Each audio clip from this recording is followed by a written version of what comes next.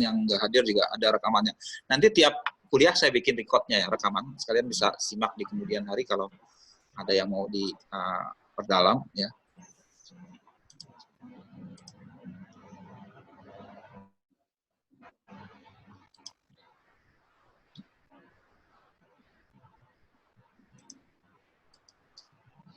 Ya, pengauditan 2 ya. SKS kita 3 SKS ya, waktu kuliah hari ini jam Senin jam 10.45 sampai 13.15 sesuai dengan aturannya ya, kita ambil jam ini. Kemudian metode kita seperti saya terangkan tadi itu masih dalam bentuk daring ya. Di dalam bentuk daring, tapi daring yang sudah improve ya.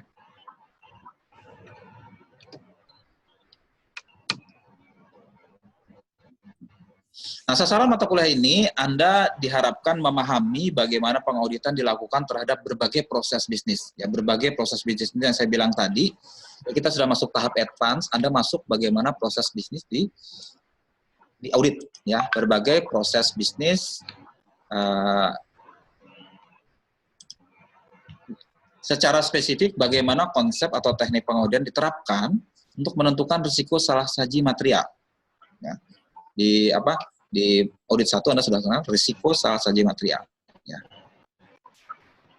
Kalau belum, nanti saya kasih tahu ya. Jadi bagaimana konsep dan teknik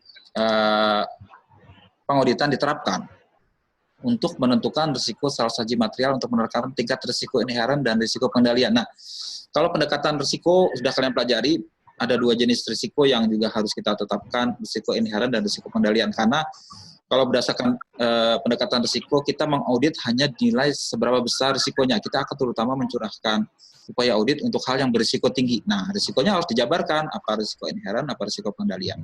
Saya harap Anda sudah mengerti konsep itu. Kemudian, dalam mata kuliah ini juga secara spesifik untuk masing-masing proses bisnis, itu kita menerapkan prosedur audit. Ya, prosedur audit, ini kalimatnya terbaik. Prosedur audit untuk akun-akun dalam berbagai siklus untuk memperoleh bukti audit tentang asersi manajemen berkaitan dengan akun-akun dan mengurangi risiko tidak terdeteksi salah saji macam ke tingkat yang lebih rendah. Jadi prosedur, kita pelajari bagaimana prosedurnya untuk mengaudit siklus pendapatan, siklus pembelian, siklus manajemen sumber daya manusia, dan seterusnya. Ya. Kita pelajari bagaimana kita mengauditnya. Ya. Prosedurnya seperti apa? Prosedur audit itu seperti kita tahu adalah cara untuk memperoleh bukti. Ya. Audit itu pada dasarnya mencari bukti. Ya. Apakah memang laporan keuangan itu bebas dari salah saji. Salah saji itu kesalahan. Salah saji, baik itu kesalahan maupun kecurangan. Kemudian bagaimana menyelesaikan, kalau tadi kan dalam prosesnya ya, berbagai macam proses, ya, setelah itu kalau sudah selesai, bagaimana kita menyelesaikan auditnya? Menyelesaikan perikatan audit untuk menilai kecukupan bukti dan memperoleh bukti tambahan yang diperlukan. Ya. Karena audit itu proses memperoleh bukti, ya, begitu mau selesai harus ditinjau lagi, apakah sudah cukup nggak bukti kita? Kalau belum, cari lagi. Ya. Itu yang diperlukan di tahap akhir. Ya. Nah, kalau bukti sudah cukup, kita bisa mampu mengevaluasi sepenuhnya, maka kita bisa menyelesaikan dengan menerbitkan laporan audit report. Ya. Itu adalah proses terakhir. Ya. Setelah semua selesai, nanti ada keluar hasil akhirnya berupa laporan auditor. Untuk sampai ke sana jalannya berliku, nah harus dilihat dulu. Nah, jadi mata kuliah ini belajar dari situ ya. Kalian diharap sudah menguasai konsep dasar, dan kita hanya langsung masuk bagaimana diterapkan untuk masing-masing proses bisnis. Kemudian kita pelajari bagaimana prosedurnya, audit prosedurnya, kemudian bagaimana menyelesaikan dan bagaimana kita menutupnya dengan menghasilkan output berupa laporan audit. Itu yang diharapkan dari mata kuliah ini. Ya. Metode pengajarannya, ya, pemahaman aspek teoritis sangat ditekankan dalam pengajaran mata kuliahnya. Oleh karena itu, mahasiswa diwajibkan membaca bahan yang ditetapkan dan aktif bertanya berdiskusi dalam kelas. Ya. Ini sudah tahap teoritis, jadi harus lebih giat lagi dalam menerapkannya. Memang nih salah satu mata kuliah yang agak saya terbuka aja, ini salah satu mata kuliah yang sulit lah, ya, karena audit 2 sudah advance, ya, mata kuliah yang agak sulit, ya. Tapi saya berusaha lah membuat mata kuliah ini mudah dicerna dalam hal ini dengan memberikan pembelajaran pengalaman, experiential learning, ya, experiential, dengan pemberian tugas yang mengambil kasus nyata. Ya, karena apa? Karena auditing ini mata kuliah praktek, tapi sayangnya kalian belum tahu prakteknya seperti apa. Ya, kelemahannya dalam belajar audit, kita tuh nggak pernah tahu seperti apa dalam pelaksanaannya. Cuman belajar teoritis saja, ya.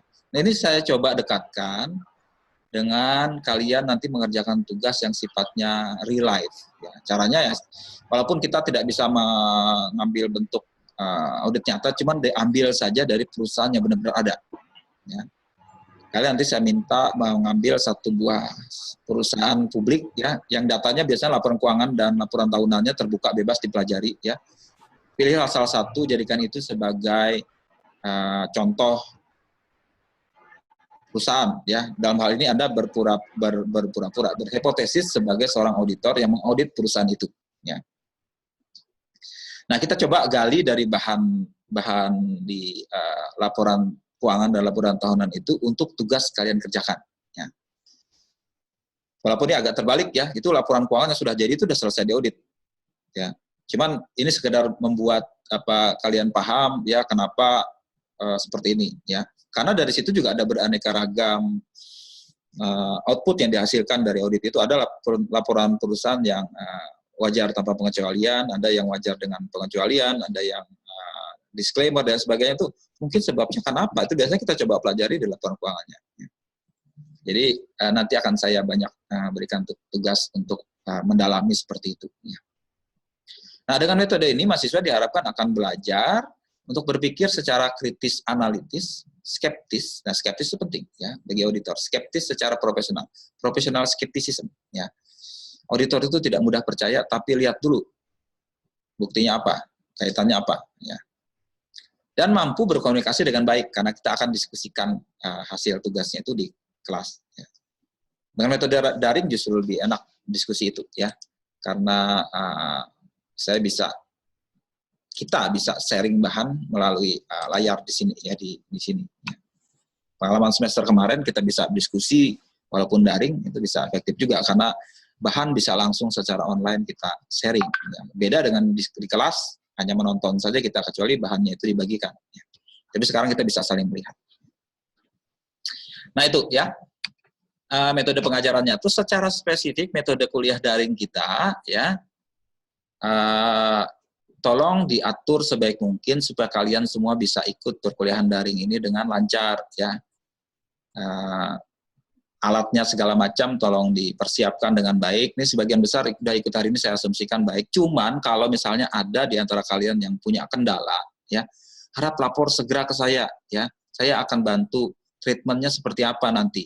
Jangan sampai begitu selesai kuliah baru lapor ke saya, dia nggak pernah ikut kuliah selama ini karena jaringannya jelek, karena nggak punya alat dan sebagainya. Jangan, ya.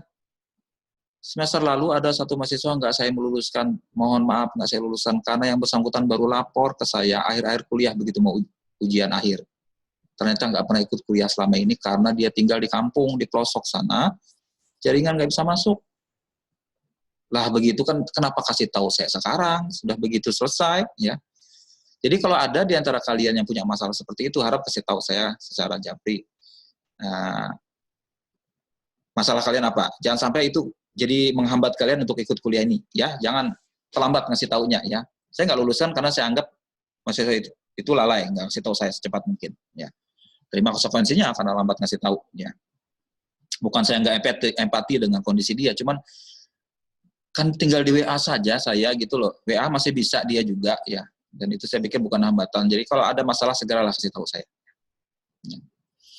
Kemudian seperti saya bilang tadi, perkuliahan daring dengan tatap muka virtual seperti ini, video conference, itu diupayakan efektif.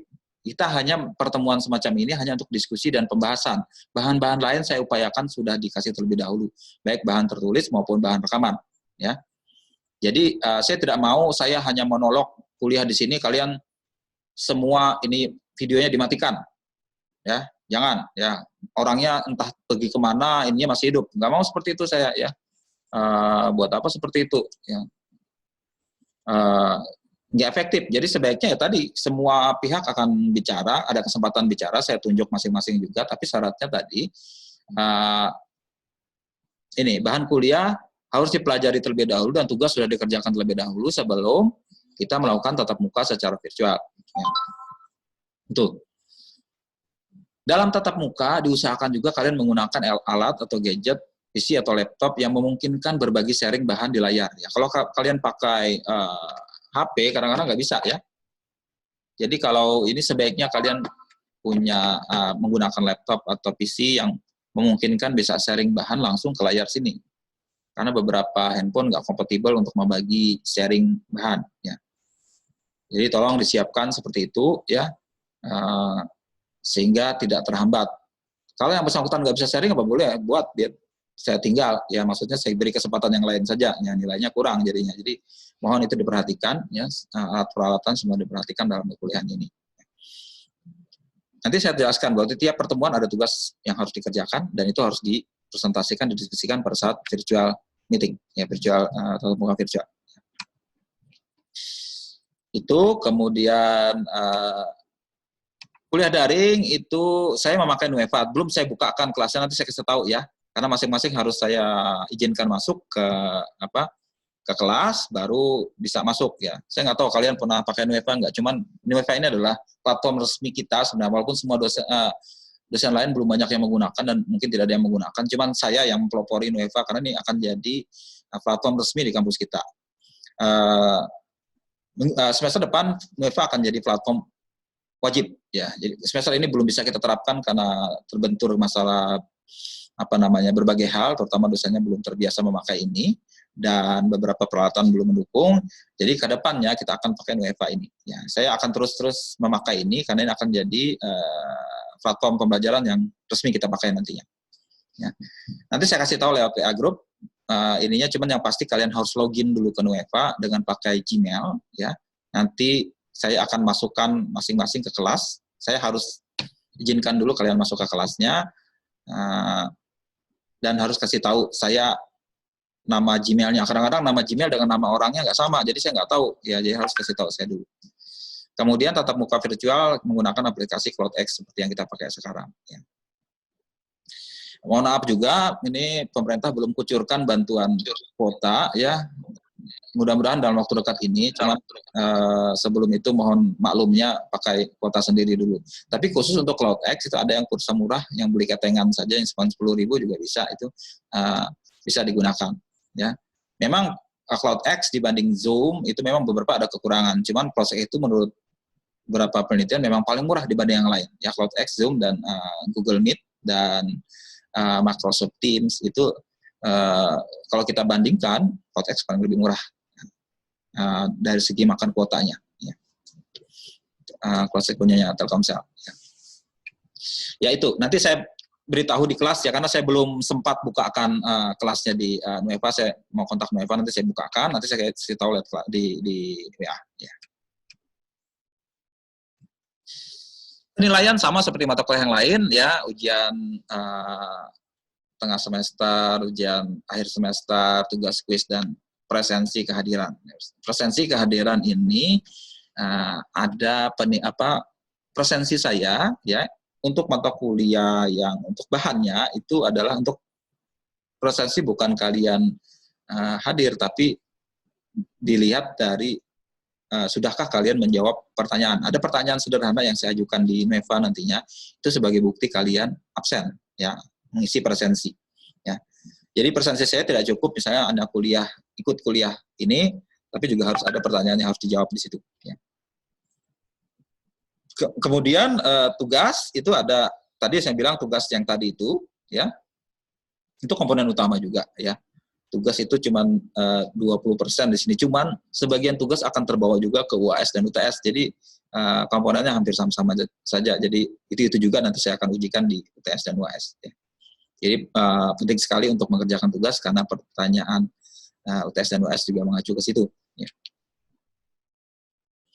Referensi kita nanti ada modul khusus yang saya tulis, saya sadur. Cuman kalau buku teks standarnya ada, saya pakai Messier Grouper Private ini bahasa Inggris. Cuman terjemahan Indonesia sudah ada di terbitan Salemba 4. Ya. Kalau kalian mau beli, nanti orangnya ada penerbitnya akan juga buka counter di sini. Nanti saya kasih tahu kalau mau beli bukunya. Ya. Ini buku resmi yang saya pakai yang ini. Cuman nanti modul yang ringkas, modul ringkas saya juga ada bikin. Nanti saya sharing di Neva. Ya. Oke, sekarang rencana mata kuliahnya ya. Rencana mata kuliah saya jabarkan dulu di depan ya. Terus apa yang harus dikerjakan ya nanti ya. Selama 16 kali perkuliahan ya. 16 kali perkuliahan terhitung dari hari ini ya. Untuk hari ini kita langsung mengadakan tatap muka virtual, menjelaskan materi kuliah terutama penjelasan perkuliahan dan sedikit nanti saya singgung mengenai konsep dasar pengauditan yang sudah kalian tempuh di pengauditan 1. Ya, saya ulang, saya refresh sebentar ya untuk masuk ke bab selanjutnya. Saya ulang sebentar saja ya. Dan ini kebetulan kita langsung saja bahan dan ininya saya lakukan hari ini. Kemudian minggu depan kita sudah masuk ke audit atas proses bisnis. Pertama proses bisnis pendapatan, pembelian, MSDM, dan manajemen persediaan untuk bahan sebelum MITES atau UTS ya.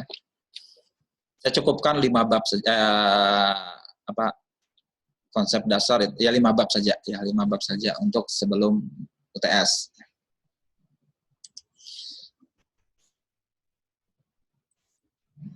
Dan untuk bahan materi kuliah saya upayakan saya membuat rekaman perkuliahan yang saya berikan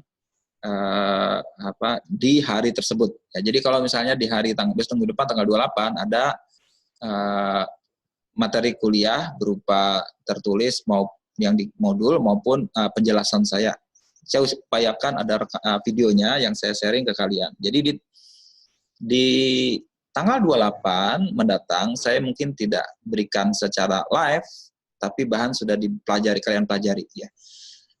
Untuk pertemuan tatap muka kita minggu depan, kita akan membahas tugas yang saya berikan minggu ini. Ya. Tugas yang saya berikan minggu ini dibahas minggu depan. Dan di minggu depan juga ada saya beri bahan. Itu kalian pelajari sendiri. Ya. Nah, minggu depannya lagi baru saya akan menjawab diskusi dan memantau pemahaman kalian tentang bahan yang sudah saya berikan di minggu sebelumnya beserta tugas yang dikerjakan. Ya. Jadi begitu seterusnya ya. Misalnya bab 1 itu diterangkan minggu depan. Bab 1 diterangkan minggu ini dibahas minggu depan ya. Minggu depannya lagi bab 2 itu akan kita bahas di minggu ketiga dan seterusnya ya. Jadi benar-benar efektif pada saat kita virtual meeting ini, kalian sudah paham, saya tinggal mengkonfirmasi pemahaman kalian seperti apa. Kalau masih belum jelas, tanyakan di situ, di pertemuan yang minggu berikutnya. Ya. Kemudian di minggu ke-6, ya, di minggu ke-6 itu ada quiz. Ya, quiz itu maksudnya semacam saya mau tahu seberapa jauh kalian mengerti bahan yang ada dengan mengajukan quiz. Nah, quiz nanti kita bahas di kelasnya. Ya. Kita bahas di kelas, ya. Mungkin ada yang belum jelas dari situ akan saya beri jawabannya di situ. Jadi saya usahakan ada semacam immediate feedback, ya, feedback umpan balik seberapa jauh kalian memahami yang sudah ada. Kemudian sebelum MITES dalam minggu ke-7 kita akan ada satu kasus ya, satu atau beberapa kasus yang akan kita bahas ya. Ada kasus yang saya berikan, nanti kalian coba diskusi kelas ya. Karena kita sekarang agak riskan untuk berkelompok, saya tetapkan ini hanya individu saja, tugas individu masing-masing orang. Jadi harus Anda siapkan juga, nanti saya tunjuk beberapa untuk presentasi diskusi tersebut. Nanti mungkin ada 2-3 kasus, nah beberapa orang saya tunjuk untuk menjawab bagian itu, kita diskusikan di kelas secara virtual. Ya, itu jadi ada 5 bab selama sebelum MITES. Ya, MITES kita rencana ditetapkan tanggal 9 November 2020. Ya. Kemudian sesudah mites, kita lanjut bab 6, 7, 8, 9, 10 ya. Kita cuma 10 bab ya. Saya tetapkan hanya 10 bab saja supaya janganlah mengajar terlalu banyak kalau kalian tidak menguasai. Mending saya tetapkan sedikit saja teman menguasai. Tapi ini saya pikir sudah pokok utamanya ya. Itu ya, audit proses pendanaan dan investasi untuk biaya untuk aset dan liabilitas, dan juga ada berkaitan dengan kas dan investasi. Kemudian bagaimana menyelesaikan perikatan audit bab 9, kemudian bab 10 pelaporan auditor ya. Baru nanti sama seperti tadi ada review bahan, quiz, dan kalau memungkinkan kita akan diskusi ya. Ujian akhir kita ditetapkan setelah tahun baru ya, setelah libur Natal itu ada di tahun baru saja kita tetapkan, di akhir tahun kita tidak ada perkuliahan ya. Untuk pertemuan 15 mungkin saya kosongkan, ini ada mungkin bahan yang saya berikan lebih dahulu di minggu berikutnya untuk mengganti yang kosong ini ya, karena sesudah tanggal 21 kita biasanya kita tetapkan tuh libur karena hari raya, ada cuti bersama juga di Natal dan akhir tahun. Itu bahan kita, rencana perkuliahan masing-masing babnya ya. Jadi ini sudah komprehensif mencakup semua bahan untuk proses bisnis ya. Ya, selamat belajar menempuh mata kuliah ini dengan sukses ya. Mungkin kalian pernah dengar ya dari teman-teman atau gimana ya, saya juga sering terima komplain ya, Pak Tri itu kuliahnya susah sekali, banyak kasih tugas, nilainya rendah.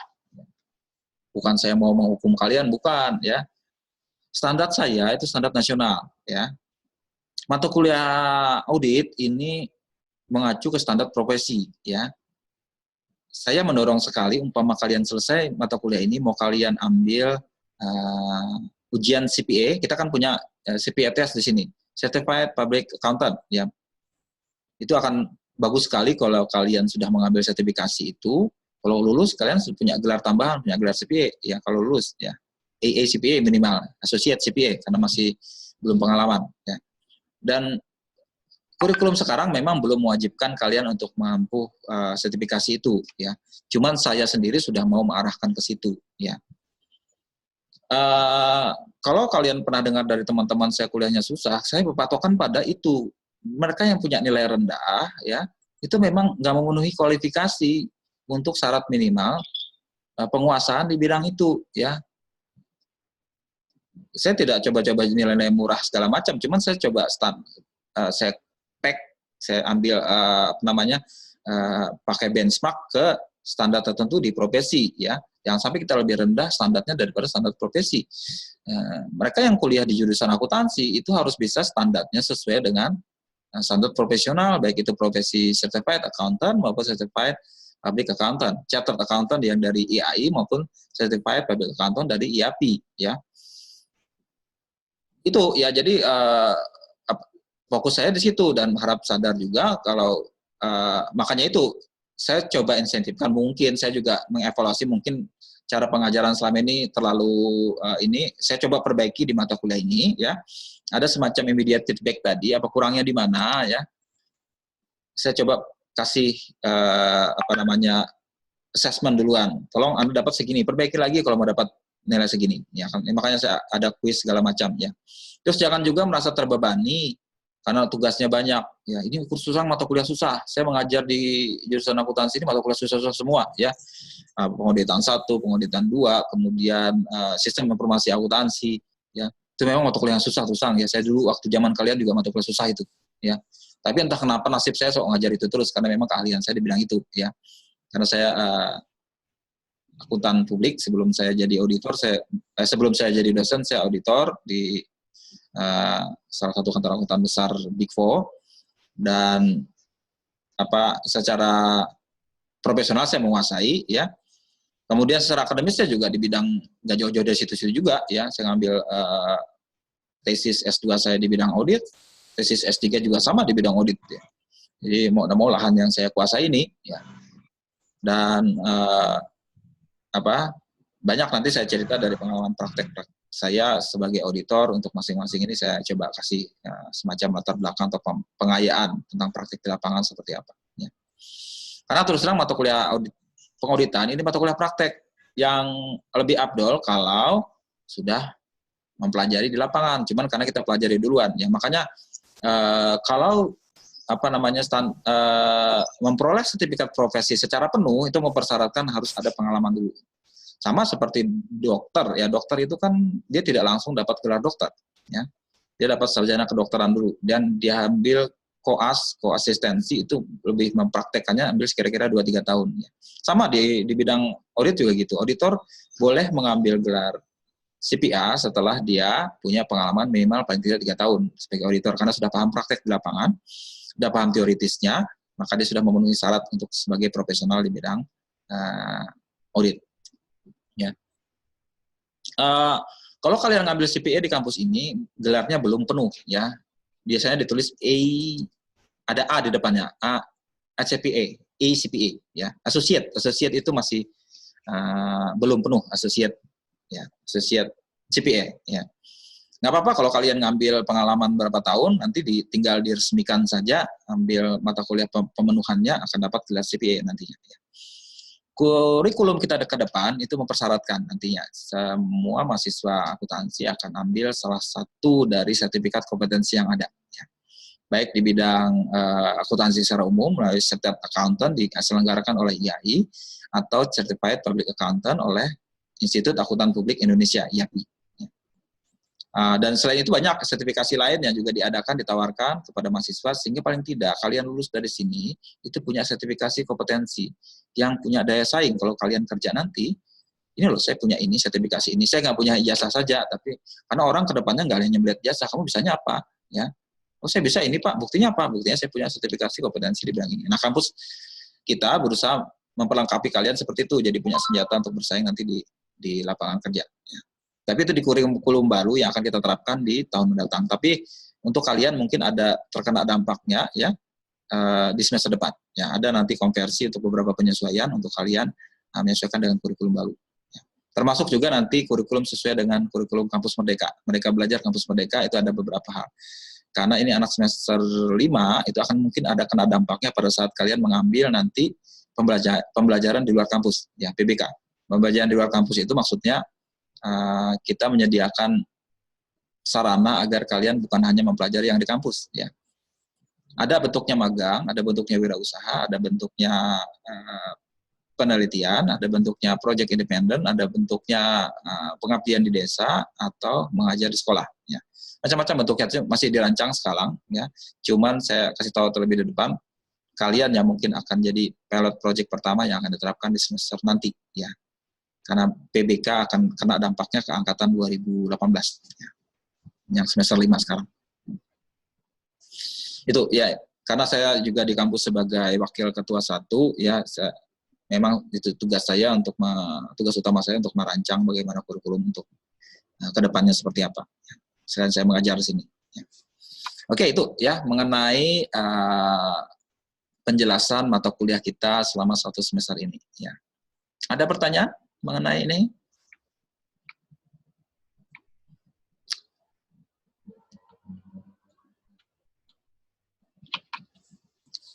Ya, jangan khawatir ya, jangan khawatir kalian jangan dapat nilai rendah, tugas kebanyakan enggak ya.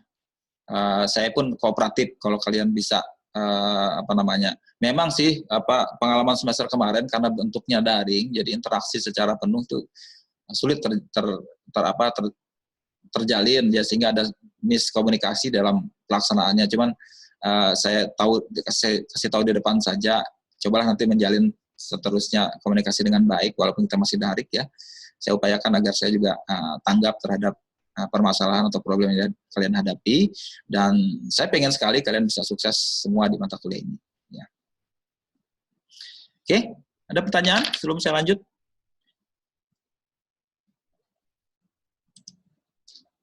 Jadi kelas kita ada 37, banyak sekali. 37. Kita punya kelas maksimal 40 ya, sekarang 37 full kelasnya. Oke, yang masuk hari ini 37 ya.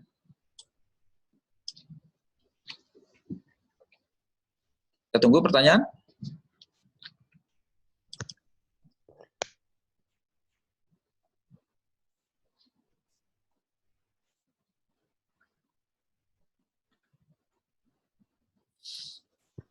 Kalau tidak ada, saya lanjut ya konsep dasar ini, slide saya yang lama semester kemarin ini akan saya perbaiki slide ini ya. Mungkin tampilan yang saya bagikan tidak sama dengan ini, cuman garis besarnya seperti ini ya. Kita masuk saja ke konsep dasar dulu, sekedar refresh pemahaman kalian di semester kemarin untuk supaya kita masuk nanti ke bab selanjutnya. Itu beberapa hal yang harus kalian pahami dulu konsep dasarnya ya. Pertama, apa itu pengauditan ya? Ini definisi yang dari kemarin ya, audit 1. Pengauditan adalah proses sistematis yang secara objektif memperoleh mengevaluasi bukti. Kita harus mencari bukti. Ya. Dan kita memperolehnya harus dengan sistematis. Dan objektif. Sistematis itu nggak sembarang, nggak ngawur-ngawur ya. Ada caranya memperoleh bukti itu. Ya. Ada prosedurnya. Prosedur adalah cara memperoleh audit. Ya, ada prosedurnya, sehingga dikatakan sistematis, tidak sembarangan. Ya. Dan itu harus mendasarkan bahwa harus paham dulu akuntansi seperti apa. Ya. Jadi makanya mata kuliah audit itu ditaruh di semester agak atas, karena kalian harus paham dulu akuntansi seperti apa. Karena akuntansi itu akan menjadi bahan yang diaudit sekaligus menjadi dasar audit, dasar ilmu yang harus dipahami auditor dulu. Karena dia mengaudit akuntansi sebenarnya. Ya. Dan harus dilaksanakan secara objektif. Objektif maksudnya apa? Bebas dari bias. Ya. Bebas dari bias, yang orang yang normal, tidak ada kepentingan, akan objektif. Ya. Bias dari bebas kesalahan. Bukti. Bukti atas apa? Bukti atas asersi. Asersi itu pernyataan, baik tersirat maupun tidak tersirat, tentang tindakan peristiwa ekonomi. Ya. Seorang manajemen itu menyampaikan laporan keuangan itu sebenarnya mengandung asersi di dalamnya. Berarti laporan keuangan itu sudah benar-benar memenuhi syarat. Itu terkandung di asersinya. Ya. Dan audit itu gunanya adalah untuk memastikan tingkat korespondensi audit, korespondensi antara aset tersebut dengan kriteria. Ya. Ada kriterianya. Ya. Audit nggak bisa dilaksanakan kalau tidak ada kriteria. Ya. Kriteria audit apa? Audit laporan keuangan kriterianya adalah standar akuntansi keuangan. Standar itu berarti pegangan kita, ya kan, yang menjadi standar. Nah, audit laporan keuangan mendasari pada standar. Kalau menyimpang dari standar berarti tingkat korespondensinya rendah. Tapi kalau selaras hampir memenuhi standar berarti korespondensinya tinggi. Nah, audit laporan keuangan bisa dilakukan karena kita punya standar yang sudah disepakati bersama, standar akuntansi keuangan, atau dalam bahasa Inggris dinamakan Generally Accepted Accounting Principle. Nah, yang sudah disepakati banyak orang. Ya. Dan terakhir, pengauditan harus mengkomunikasikan hasilnya kepada pihak yang berkepentingan dalam bentuk laporan. Ya, itu saya review sekilas tentang definisi yang telah. Jadi itu yang harus kita ingatkan, bukti tentang korespondensi antara asersi dengan tindakan. Dengan kriteria, asersi dengan kriteria. Makanya tadi saya bilang, auditor bukan hanya paham tentang akuntansi, tapi paham juga tentang standar. Karena standar itu akan menjadi kriteria dalam atau pijakan dia untuk menilai apakah audit itu memenuhi syarat atau tidak. Nah, tahapan proses audit itu bertahap. Pertama menerima klien dulu, kemudian ada aktivitas awal. Aktivitas awal itu apakah dia mau menerima tugas audit ini atau tidak, ya. Terus harus ada perencanaan, ya, perencanaan audit. Nah, tahap selanjutnya mempertimbangkan pengendalian internal, kemudian mengaudit proses bisnis dan akun terkait, menyelesaikan dan mengevaluasi, dan terakhir menerbitkan laporan audit. Ini yang akan kita pelajari di mata kuliah ini, ya. 1, 2, 3, 4 proses yang terakhir ini. Perencanaan kita sudah asumsikan di depan, sudah kita jabarkan di mata kuliah audit 1. Ya. Nah, sekarang kita masuk ke bagaimana mengaudit proses bisnis, menyelesaikan dan mengevaluasi dan menerbitkan laporannya. Ya. Pengendalian internal sudah kita pelajari di semester kemarin, cuman sekarang kita acu sekali lagi khusus untuk konteks masing-masing proses bisnis.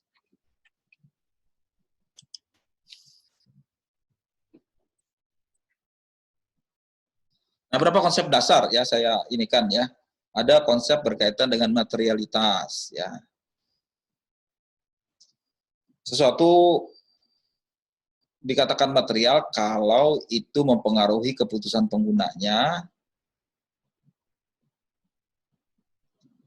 berdasarkan informasi keuangan dari entitas tertentu, ya. Masing-masing orang dan masing-masing perusahaan mungkin beda tingkat materialitasnya karena tingkatannya beda, ya. Untuk perusahaan yang asetnya triliunan, angka 1 juta 2 juta itu nggak material, ya, karena nggak berdampak. Ya kalau 1 juta 2 juta hilang, investornya nggak akan pusing juga karena tingkat materialitas mereka berbeda. Mungkin tingkat materialitas perusahaan yang miliaran atau triliunan itu harus miliaran. Sesuatu dikatakan material berdampak terhadap penggunanya. Ada yang sudah kalian pelajari bagaimana menentukan tingkat materialitas, ya. Ada yang berdasarkan aset, ada yang berdasarkan laba. Ya. Biasanya ditentukan yang tidak ada fluktuasi terlalu tajam. Kemudian konsep audit yang penting juga adalah risiko audit. Jadi harus auditor menilai risikonya. Auditor bisa saja salah dalam memberikan opini. Ya, jangan sampai terjadi seperti itu. Ya, risiko itu harus ditekan seminim mungkin. Risiko kesalahan harus ditekan seminim mungkin. Ya. Nah, risiko itu bisa ditekan kalau kita bisa memperinci komponennya apa saja. Ada yang risiko memang dari sononya, ya dari sononya. Ada yang risikonya murni kita bisa kendalikan sendiri. Ya. Risiko yang dari sononya itu maksudnya memang perusahaan itu punya risiko tinggi. Ya. Terjadi kesalahan. Ya.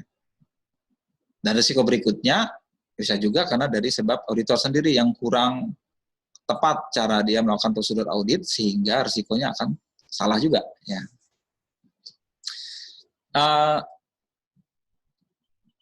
Bukti audit tadi adalah data yang mendasari laporan keuangan dan informasi tambahan yang tersedia bagi auditor baik dari klien maupun pihak luar. Ya. Mengenai atas apa? Atas asersi manajemen. Nah, risiko tadi saya bilang kan, itu menunjukkan ketidakpastian tentang kejadian dan hasil yang mempengaruhi efek material terhadap organisasi. Sebaiknya risiko harus dipelajari dari risiko yang paling besar dulu, risiko bisnisnya klien. Karena tadi berisiko bisnis akan berdampak pada risiko salah saji material. Ya. Ada perusahaan yang punya risiko tinggi, ada yang perusahaan risiko rendah. Itu akan berdampak juga risiko salah saji material dia. Ya. Nah, ada penilaian risiko. Ini sudah kalian pelajari di audit 1, proses penilaian risiko itu memperoleh pemahaman dulu. Kita paham dulu bisnisnya seperti apa, ya. Proses pemahaman dulu. Ya. Auditor itu ilmunya bukan ilmu sempit, dia ilmu luas. Jadi makanya pemahaman atas bisnis dan industri harus dipunyai oleh auditor, ya. Makanya kita belajar juga manajemen, ya. Karena itu akan mendasari pekerjaan kita sebagai auditor. Dan ilmu yang paling penting adalah manajemen strategik, ya. Sayangnya nggak diajarkan secara wajib di mata kuliah akuntansi, ya. Cuman ilmu ini penting, ya. Ilmu tentang bisnis, ilmu bos bisnis istilahnya, ya. Harusnya itu dipunyai, ya. Tapi nggak apa-apa, saya akan beri pandangan sedikit juga mengenai itu. Tujuannya adalah apa? Untuk menilai risiko bisnis klien. Jadi ada perusahaan yang punya risiko bisnis tinggi, ada yang punya risiko bisnis rendah. Saya pengen tahu, dalam kondisi pandemi sekarang ini, risiko bisnis perusahaan mana yang punya risiko tinggi? Ada yang bisa jawab? Perusahaan mana dalam kondisi pandemi COVID-19 ini punya risiko tinggi? Risiko tinggi ini, risiko kemungkinan perusahaan itu tidak berhasil. Kalau perusahaan paling gampang, profitnya bagus apa tidak? Ya itu. Perusahaan apa? Ada yang bisa kasih jawab? Dalam kondisi sekarang? Yang risikonya besar?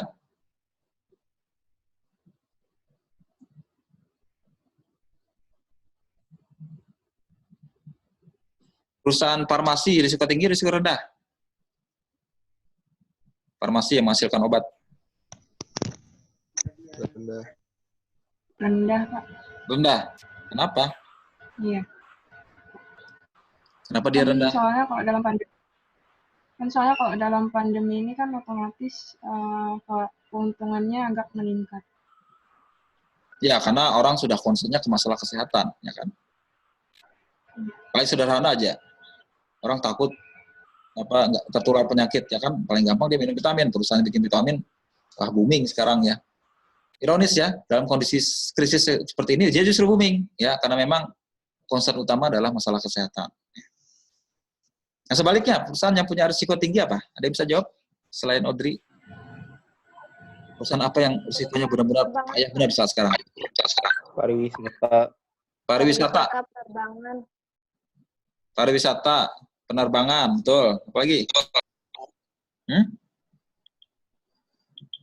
Perhotelan. Kuliner. Perhotelan. Apa lagi? Makanan. Kuliner. Kuliner. Kuliner orang masih mau makan sekarang. Tempat wisata. Tempat wisata sudah tadi, pariwisata. Kuliner tadi, kalau kulinernya lihat dulu. Kalau kuliner kayak restoran, yang harus makan di restoran mungkin agak kurang ya. Tapi kalau dia delivery masih bisa. Ya. Penerbangan udah pasti ya, kasihan. Perusahaan penerbangan, transportasi sudah nggak bisa karena pembatasan gerak, orang nggak bisa perjalanan jauh nggak bisa ya.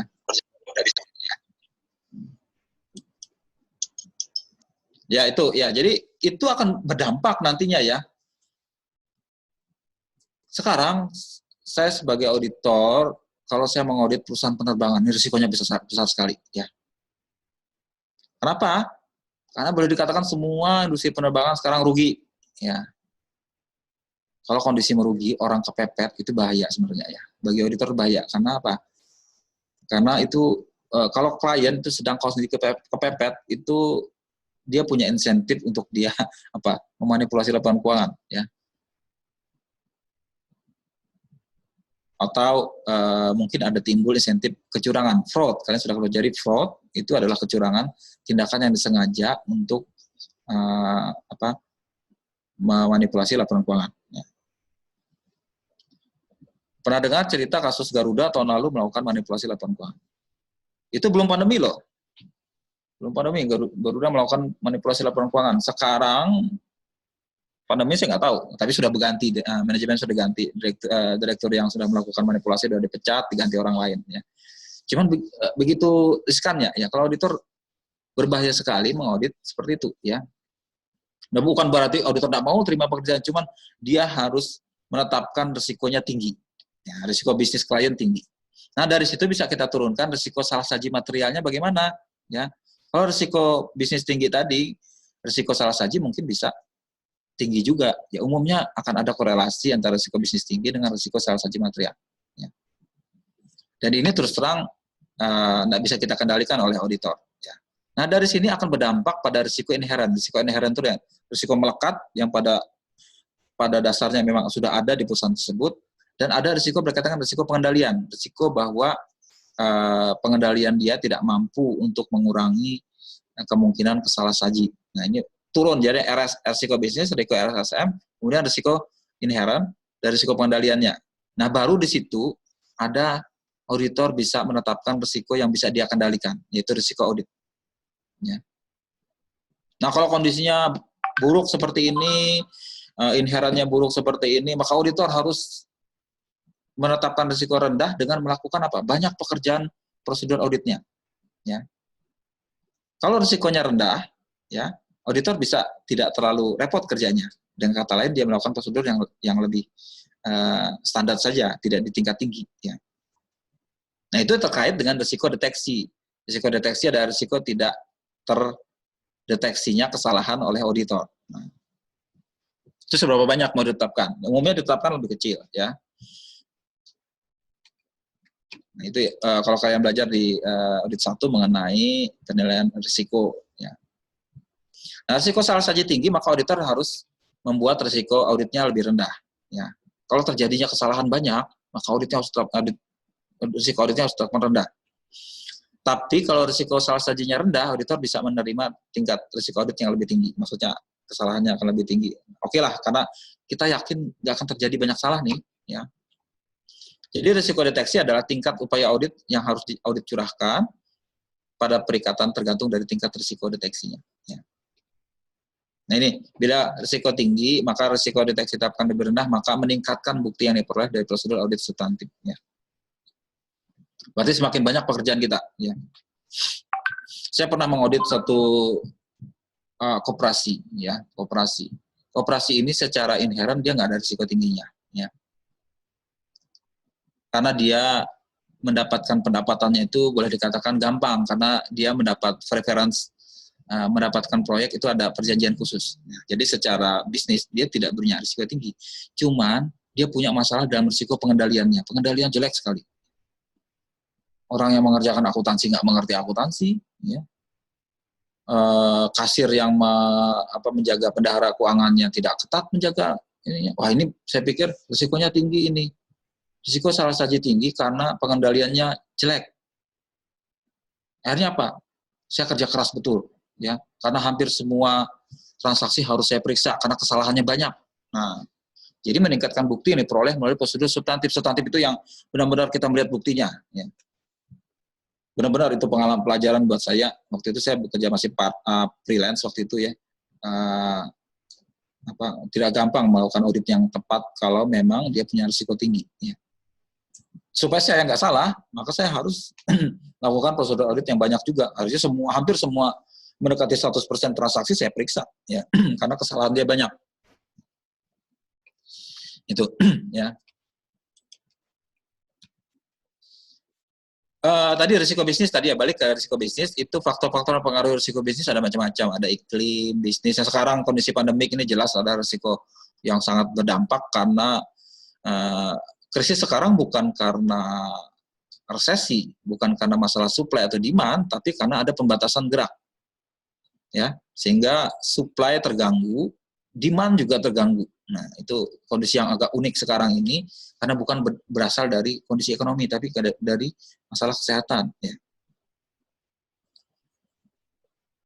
Terus bisa juga risiko bisnis itu terjadi karena perubahan teknologi, karena adanya tindakan pesaing, karena lokasi geografis pemasok, terus kurangnya keahlian menanggapi perubahan dalam industri, atau adanya produk baru, atau teknologi informasi yang tidak kompatibel, ya. Atau perluasan usaha yang permintaannya tidak akurat diestimasi, salah estimasi sehingga usaha meleset, ya. Atau pelaksanaan strategi yang tidak lengkap atau tidak baik, atau peraturan baru yang mungkin menghambat proses bisnis, ya. Peraturan baru bisa macam-macam, ya, ada perubahan aturan dan sebagainya, perubahan ini, ya. Yang paling sederhana, misalnya kalau kalian pergi ke bandara yang baru ini, ya, di bandara lama, cuman lokasi baru, ya. Kalau karena jalan bandara lama ini diputar, nggak lagi lewat jalan situ, lewat jalan melingkar sana, ya. Kasihan hotel-hotel atau toko-toko yang di jalan yang landasan ulin itu loh, yang dari patung pesawat itu kan ada terus ke sana. Kasihan betul mereka tuh, ya, sudah sunyi segala macam. Itu gara-gara akses jalan nggak lewat situ lagi. Akses jalan ke bandara lewat jalan Golep sana atau lewat Banjarbaru, lewat Bina Putra, jalan Bina Putra situ masuk ke situ. Jalan itu nggak dilewati lagi. Ya. Ada sih beberapa yang lewat, cuman orang lewat aja. Ya. Hotel segala macam orang nggak nginep di situ, jauh dari bandara yang ada. Padahal nembus sana bisa aja, cuman waktu itu sampai sekarang Auri nggak mau ngasih akses itu punya angkatan udara. Ya. Kasihan sekali, ya. Boleh dikata dia terganggu bisnisnya karena adanya perubahan aturan seperti itu. Ya. Ada beberapa hotel di situ saya lihat sepi-sepi saja, kemudian ada beberapa warung oleh-oleh segala macam kelihatan sepi, ya, karena sederhana aja karena negara akses jalan nggak lewat situ lagi, ya. Ya. Kemudian ada juga faktor berkaitan dengan produk alternatif, ya, atau berkaitan dengan supply chain. Nah, ini yang sekarang supply chain banyak terganggu karena pandemi ini, ya, karena banyak perusahaan mengandalkan suplai dari Cina. Sementara Cina sendiri lockdown, ya. Atau orang ada ketakutan nih impor barang dari Cina. Akhirnya banyak perusahaan terganggu karena suplainya terganggu dari Cina sana. Jadi sekarang banyak perusahaan mencari alternatif supply chain bukan berasal dari Cina, dari negara lain, ya, yang tidak terganggu karena sebab tertentu. Ya. Terus proses produksi, pengiriman yang kompleks, industri yang telah matang dan menurun, tidak mampu mengendalikan biaya atau produk yang ada produk substitusinya. Ya. Ini akan mengganggu bisnisnya. Jadi auditor harus sadar mungkin ada hal ini yang berdampak ke bisnis klien dia. Ya, ini contoh dampaknya, itu berdampak ke risiko bisnis, ada asersi tertentu yang dipengaruhinya, ada risiko audit yang harus terkena dampaknya juga, ada pengendalian yang harus ada juga, dan dampak terhadap rencana audit. Ya, rencana auditnya akan berdampak juga ke situ. Ya. Nanti akan secara rinci kita perdalam di masing-masing proses bisnis berkaitan dengan risiko bisnisnya apa di proses bisnis itu. Ya. Nah, proses bisnis yang akan kita pelajari seperti ini. Ya. Ibarat roda, ya, roda yang berputar. Saya gambar seperti roda seperti ini. Ya. Masing-masing menggerakkan proses bisnis, menghasilkan transaksi bisnis.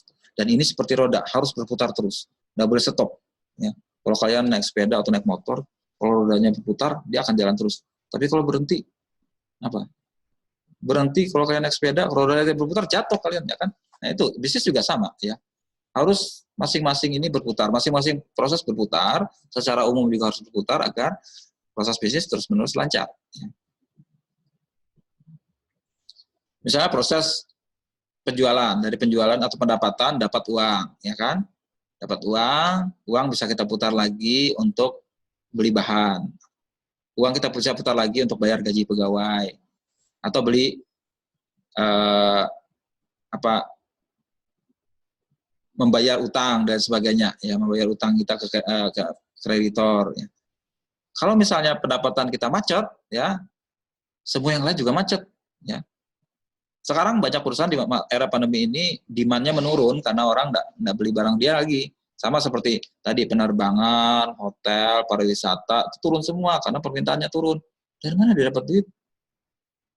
Karena orang nggak lagi pakai jasa dia, nggak beli barang dia lagi, ya. Akhirnya apa? Seret uangnya dia. Akhirnya nggak bisa bayar gaji karyawan, nggak bisa beli bahan baku dan sebagainya, nggak bisa bayar utang ke supplier atau nggak bisa bayar utang ke bank, ya. Wah, ini sudah tahap bahaya ini, ya, karena rodanya sudah macet, ya, rodanya sudah macet. Ya. Nah, kalau ada roda ini macet, tersendat dan sebagainya, itu berarti tanda-tanda risiko bisnisnya tinggi. Ya. Nah, kita akan coba mempelajari ini, ya, masing-masing. Bagaimana kita mengaudit proses pendapatan, bagaimana kita melakukan proses pembelian, ya kan, proses manajemen sumber daya manusia, manajemen persediaan, kemudian ada berkaitan dengan pendanaan, ya, pendanaan dan investasi, ya. Itu kemana saja aset kita mau diputar dalam bentuk aset atau liabilitas. Ya. Nah, itu, ya, mengenai proses bisnis ini yang kita pelajari di mata kuliah ini untuk masing-masing ini. Ya. Ada pertanyaan sebelum saya uraikan mengenai tugas kalian?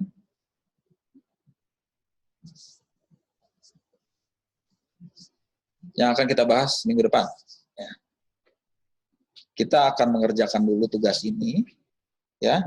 Minggu depan saya berikan bahan sesuai dengan jadwal tadi. Ya. Minggu depan kita membahas audit proses pendapatan. Ada saya berikan bahannya. Ya.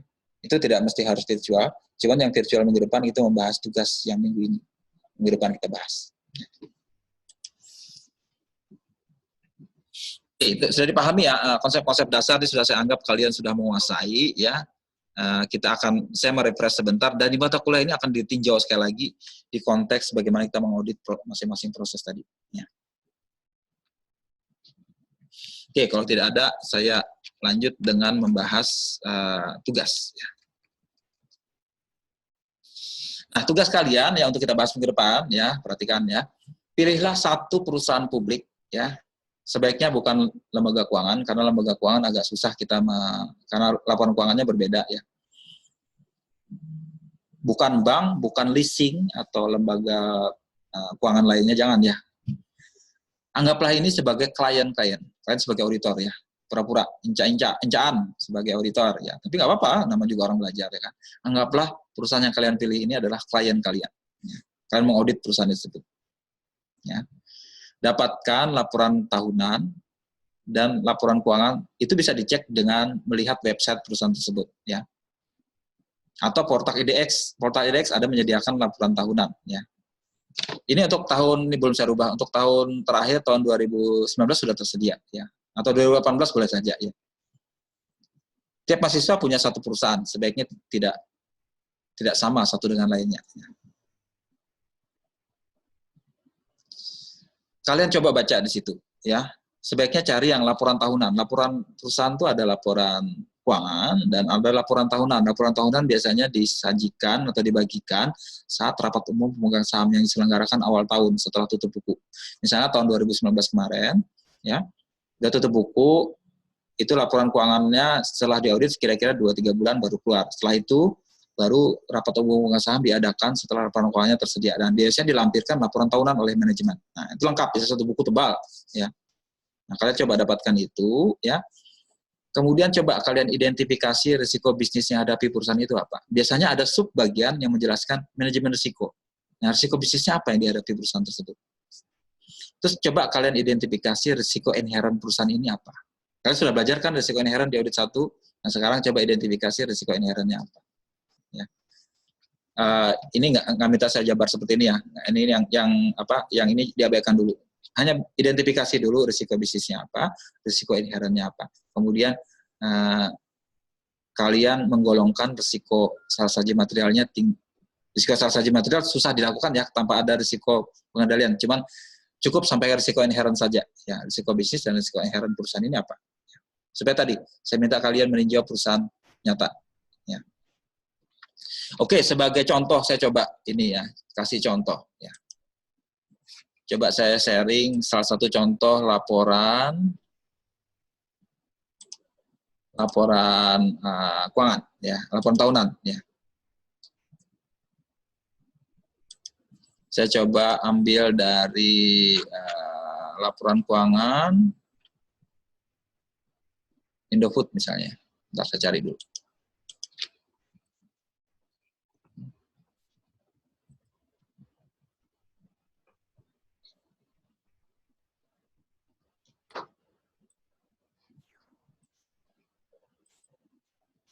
Saya kasih contoh dulu ya. Audit 2.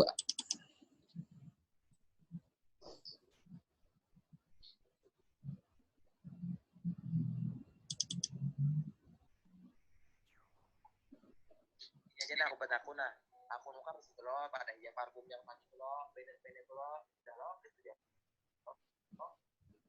Ini saya sharing dulu. Ini laporan. Nih.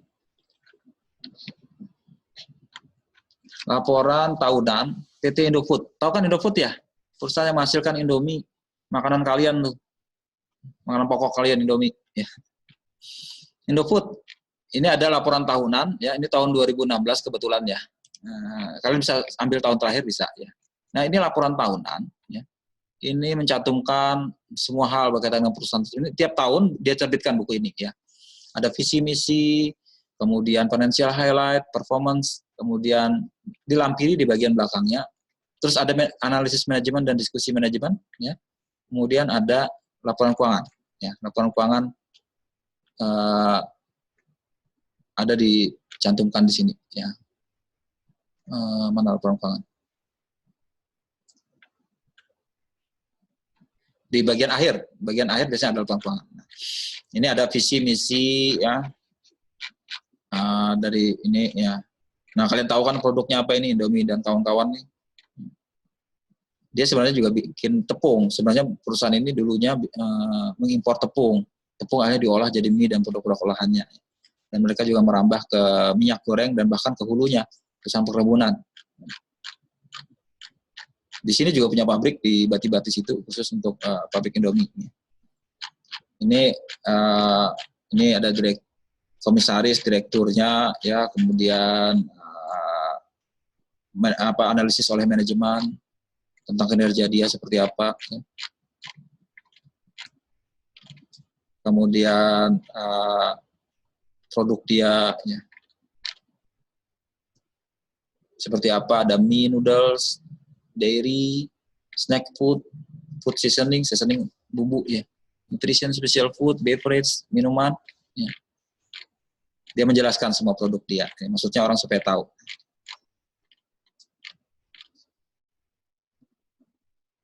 Agribisnis di minyak, ya, namanya kelapa sawit ini dia punya kebun. Ya. Jadi sudah konglomerasi, dia mencakup semuanya. Ya.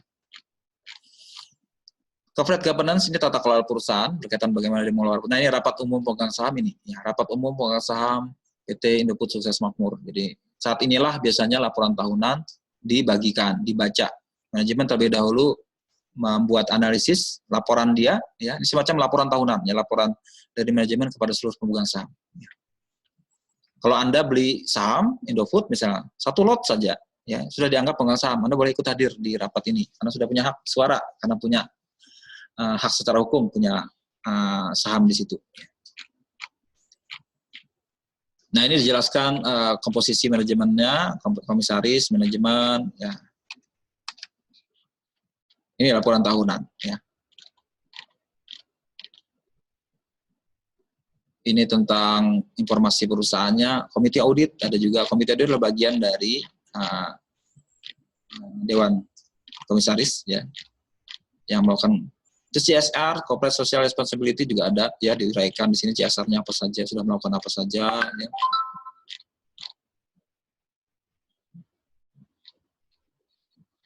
Kemudian ini komposisi orang-orangnya siapa saja, ya, bisa dibaca di sini, ya. Direksi dan komisaris. Ya. Kenapa saya ini, supaya kalian familiar dengan ini bahan kita hari-hari ini, ya. Kalau kalian melakukan penelitian juga banyak mengambil bahannya dari sini, ya, untuk penelitian skripsi. Ya. Nah, ini lampirannya. Independent Auditor Report. Nah, untuk dilampirkan atas laporan keuangan, ini laporan keuangan dia, laporan keuangan, manajemen bertanggung jawab atas laporan keuangan. Ada tanda tangan direksinya. Ini laporan auditor independen. Ya. Pekerjaan audit itu hanya sini, aja ini outputnya. Hanya 1-2 lembar nih saja. Capek-capek kerja berbulan-bulan, hasilnya cuma 2 lembar. Ya terus terang begitulah, ya, keadaannya. Ya. Ini pernyataan laporan audit, ya, laporan audit. Di sini dikatakan opini. Yang paling penting adalah paragraf ini. Menurut opini kami, laporan keuangan konsolidasi yang terlampir menyajikan secara wajar dalam semua hal material. Posisi keuangan dan konsolidasian PT Indofood Sukses Makmur. Entitas perusahaannya tanggal 3 September 2016 serta kinerja keuangan dan arus kas konsolidasinya untuk tahun yang berakhir pada tersebut sesuai dengan standar akuntansi keuangan di Indonesia. Nah, ini cuma ini, ya, tanda tangan dia, partner atau mitranya tanda tangan, sebagai bosnya tanda tangan di situ. Berakhir tanggal 20 Maret. Jadi 20 Maret itu tanggal selesai audit, ya. Jadi tutup buku 31 Desember, berakhirnya tanggal 20 Maret auditnya. Ini laporan keuangan dia. Neraca, aset, liabilitas dan ekuitas. Ya. Kemudian laporan laba rugi. Ya, laporan laba rugi, kalian harus familiar dengan ini karena orang akuntansi tahu bisa membaca ini, ya kan? Dan seterusnya, ya.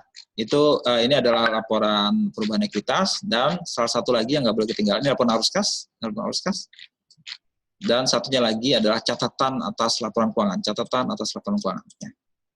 Ini catatan ini panjang sampai berlembar, ya, ini masing-masing diterangkan catatannya apa, untuk masing-masing akun ada catatannya. Jadi kalau mau tahu lebih rinci lihat ke catatan ini. Nah, kalian harus familiar, udah biasa baca ini, ya. Makanya saya mau minta tugaskan di mata kuliah ini supaya masing-masing orang bisa baca ini dan masing-masing nanti menyajikan tugas dia berdasarkan data ini, ya. Oke, ya. Nah, tadi saya minta kalian mengidentifikasi risikonya apa, risiko bisnisnya. Nah, risiko bisnisnya untungnya beberapa perusahaan itu mengidentifikasi dan menjabarkan sendiri risikonya apa. Ya. Dalam kasus Indofood saya mau cari, ya, manajemen risiko.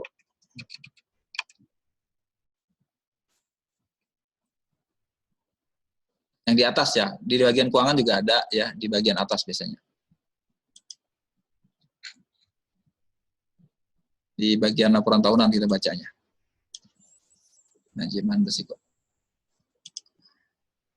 Nah, ada 19 hal, ya. Ini saya mau identifikasi saja dari yang diidentifikasi oleh manajemen.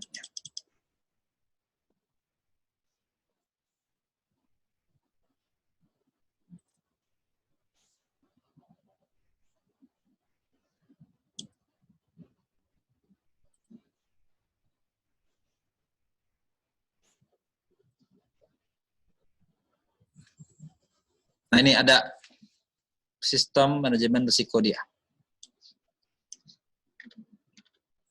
tulisannya agak kecil ya. Nah ini, Indofood mengidentifikasi dia punya risiko pertama, risiko keamanan makanan. Nah, karena dijual makanan, ya, dia punya risiko makanannya ini salah. Yang namanya makanan itu kan dikonsumsi orang. Kalau orang keracunan, ya bahaya, risikonya di situ ya. Risiko keamanan dia bilang, keamanan makanan. Terus risiko kompetisi dia bilang. Kompetisi, nih ada risiko kompetisi, risiko persaingan. Ya. Saingan Indofood apa? Ada tuh yang bikin Indomie satu lagi, mie sedap. Ya, mie sedap itu buatan Wings kalau nggak salah ya. Apalagi macam-macam produk mie yang lainnya. Kemudian ada risiko kenaikan harga komoditas dan bahan baku. Nah, bisa jadi ya, kalau harganya naik, repot tadi ya. Terus ada risiko pemanasan global dan perubahan iklim. Risiko berkelanjutan. Nah, itu dia, identifikasi risiko dia. Nah, coba kalian cantumkan ini risiko ini apa. Ya. Dan kemudian coba kalian identifikasi risiko inherentnya apa. Risiko inherent. Ya. Kalau dalam kasus Indofood, risiko inherentnya adalah bisa kalian turunkan dari risiko bisnis ini. Ya. Untuk perusahaan makanan, risiko inherentnya adalah apa? Makanan itu kan nggak cepat, nggak bisa lama-lama ya kan? Ada batas expired ya. Ya, memang produk-produk mie kebanyakan produk kemasan yang bisa bertahan kira-kira setahun, 2 tahun bahkan ya. Cuma kan ada batas waktunya tuh, ya. Jadi secara inherent perusahaan ini punya tingkat obsolete, tingkat keusangan produk itu cepat. Jadi produknya harus cepat berputar, ya. Secara inherent dia harus cepat memutar produknya karena jualan makanan nggak bisa lama-lama, ya. Kalau jualan barang-barang yang bahkan hanya bisa berumur sehari, kalau sehari jual nggak bisa dijual besoknya, terpaksa harus dibuang. Ya, makanan itu berarti ada risiko berkaitan dengan barang yang cepat usang. Ya, bahkan harus dianggarkan cost-nya, barang tersebut nggak bisa dijual, dibuang saja. Ya, sekian cost-nya. Nah, untuk ini juga perusahaan ini berarti secara inherent dia punya masalah dalam persediaan. Persediaannya harus cepat berputar. Kalau perusahaan tidak cepat berputar, hangus asetnya. Kan? Itu salah satu contoh, saya kasih contoh berkaitan dengan risiko inherent, tingkat perputaran atau keusangan produk dia singkat. Ya.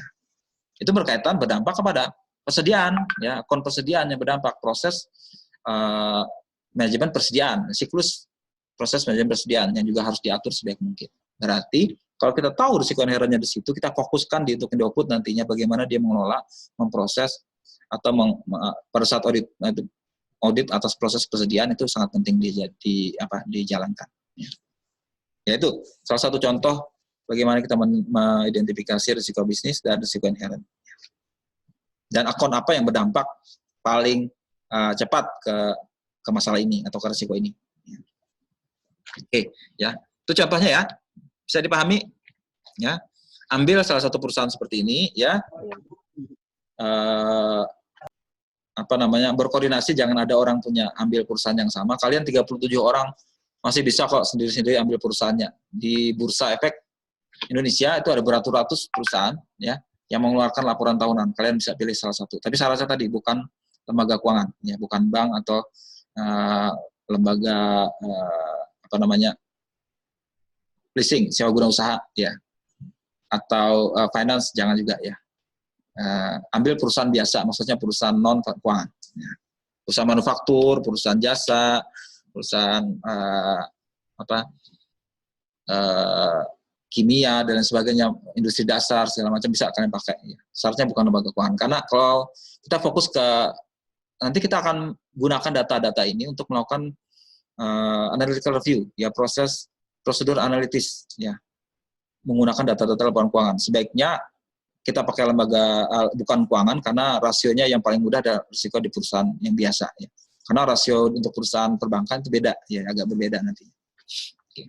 Tidak susah nanti melakukan komparasi antar mahasiswa. Ya. Oke, itu jelas ya. Tugasnya ini minggu depan kalian bikin, nanti saya kirimkan format yang harus kalian bikin, ya.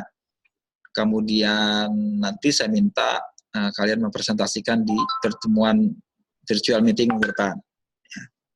Ya. Meeting minggu depan, ya. Sebaiknya tadi saya bilang bisa sharing dokumen, ya. Kalau perlu laporan tahunannya saya disaringkan seperti ini juga, ya, disaringkan seperti ini, bisa dikasih dilihat, bisa dibaca, ya. Sebagus mungkin kalian bikinnya, ya.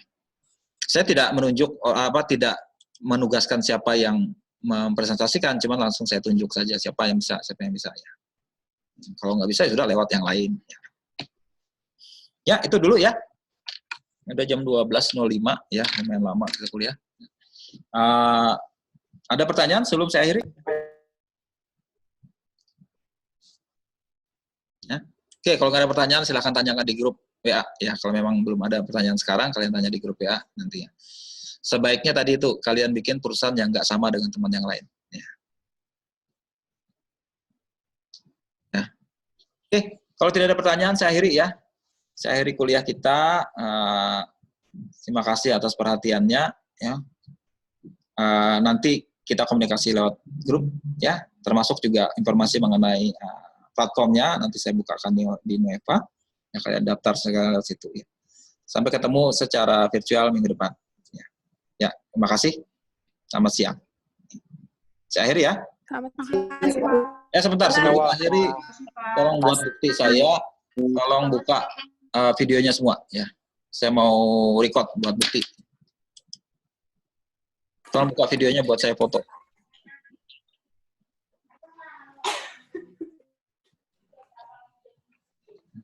Saya mau bentar. Buat bukti perkuliahan saya harus bikin.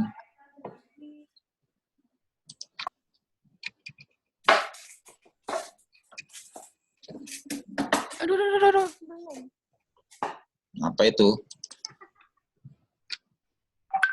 Ya, bentar. Saya geser satu lagi. Ya, kelas yang satunya mana nih? Ya, buka semua ya. Paling tidak buat bukti absen kalian. Tolong buka semua videonya.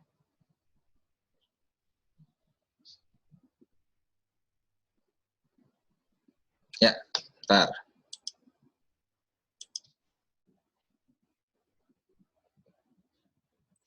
Satu lagi. Oh, sudah. Ya. Oke. Udah ya. Oke, makasih. Sampai ketemu minggu depan. Ya. Bye. Terima kasih, Pak. Ya. Ya, Pak. Ya.